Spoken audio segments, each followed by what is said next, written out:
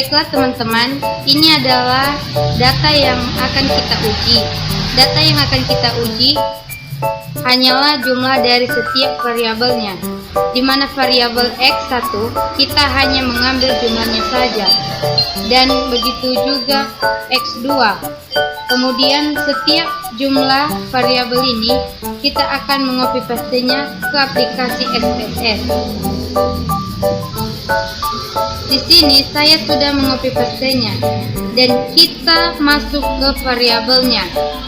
Terlebih dahulu kita ubah namanya jadi X1, X2 dan Y. Kemudian di bagian measure kita ubah menjadi call. Selanjutnya kita masuk kembali ke data kita tadi. Nah, ini akan kita lakukan ujinya. Klik analyze, klik regression, habis itu linear.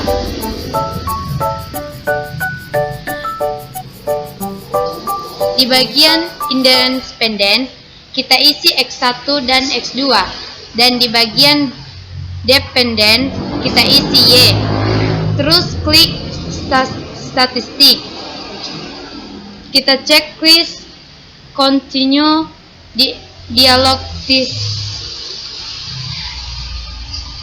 kita klik continue. Terus kita klik close. Di bagian X kita isi jepret, dan di bagian Y kita isi reset. Terus kita klik continue, klik save,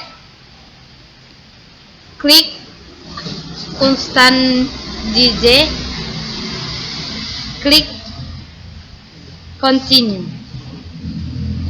klik OK.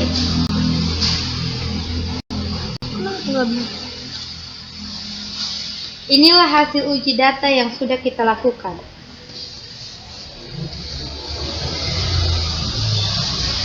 Kemudian kita menguji normalitas suatu data. Klik analyze, non-parametric, register dialog, terus one sample KS. Di sini saya sudah memindahkan variabelnya. Klik OK.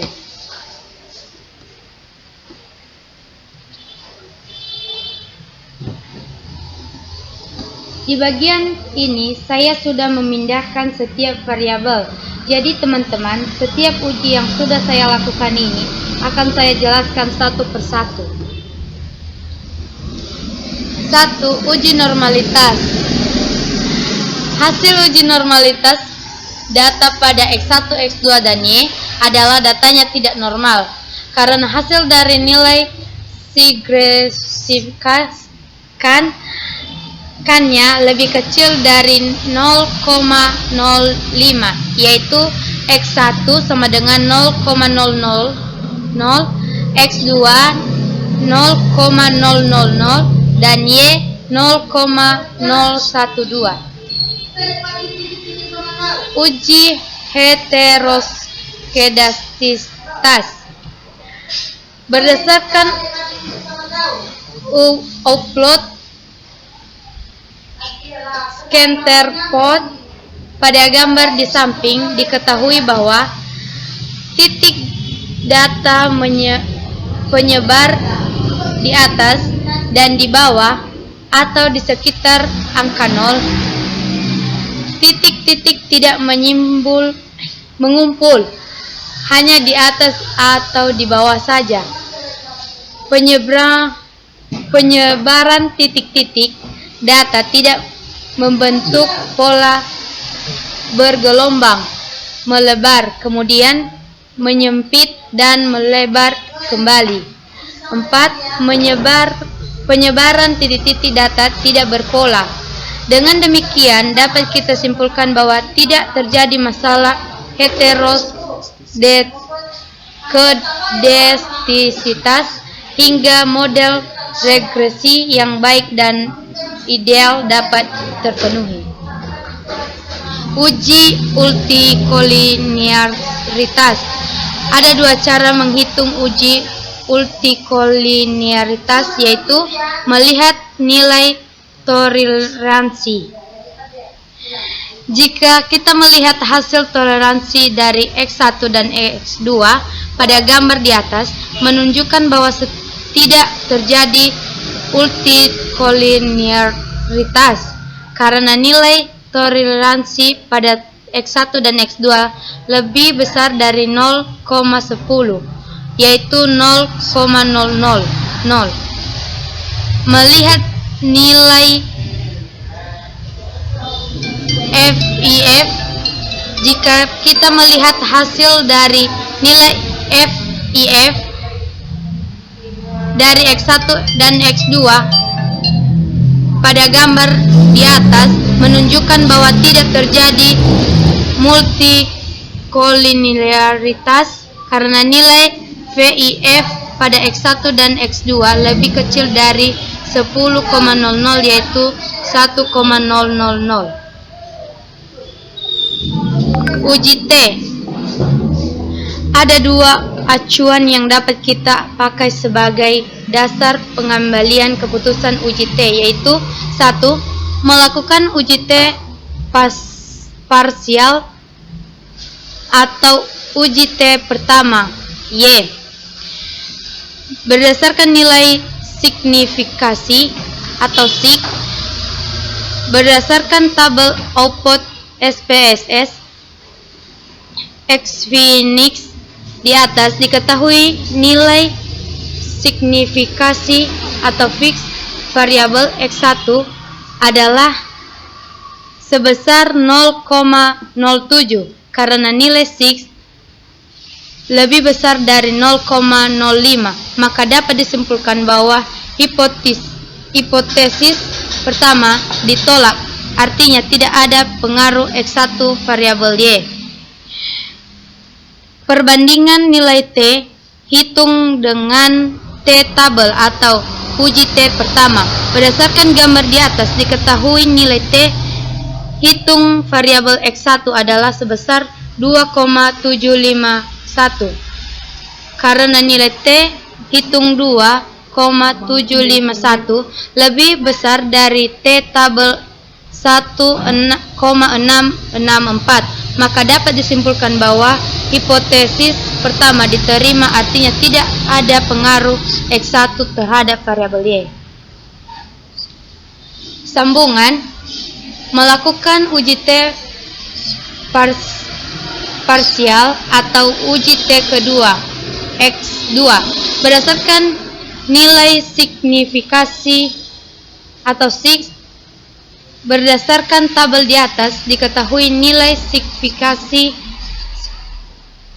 X2 adalah sebesar 0,000 karena nilai SIG 0,00 lebih kecil dari 0,05, sehingga dapat disimpulkan bahwa hipotesis kedua diterima, artinya tidak ada pengaruh X2 terhadap variabel Y.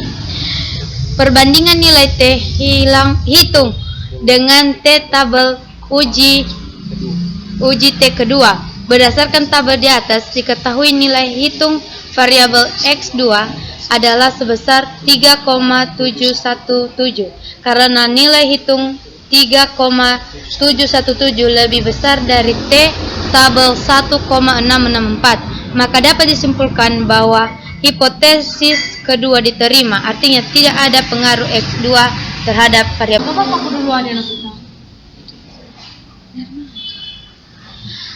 Uji F. Ada dua cara yang bisa kita gunakan acuan atau pedoman untuk melakukan uji hipotesis dalam uji F. 1. Berdasarkan nilai signifikan dari output ANOVA Berdasarkan tabel di atas, diketahui nilai sig adalah sebesar 0,000 karena nilai sig 0,000 lebih kecil dari 0,05, maka dapat disimpulkan bahwa hipotesis diterima, atau dengan kata lain X dan Y secara simultan berpengaruh terhadap variabel Y. 2. Berdasarkan perbandingan nilai F hitung dengan F tabel. Berdasarkan tabel di atas, diketahui nilai F hitung adalah sebesar 10,472 karena nilai F hitung 10,472 lebih besar dari F tabel 3114, maka dapat disimpulkan bahwa hipotesis diterima, atau dengan kata lain X1 X2 secara simultan berpengaruh terhadap variabel Y. Uji koefisien determinasi. Berdasarkan tabel output model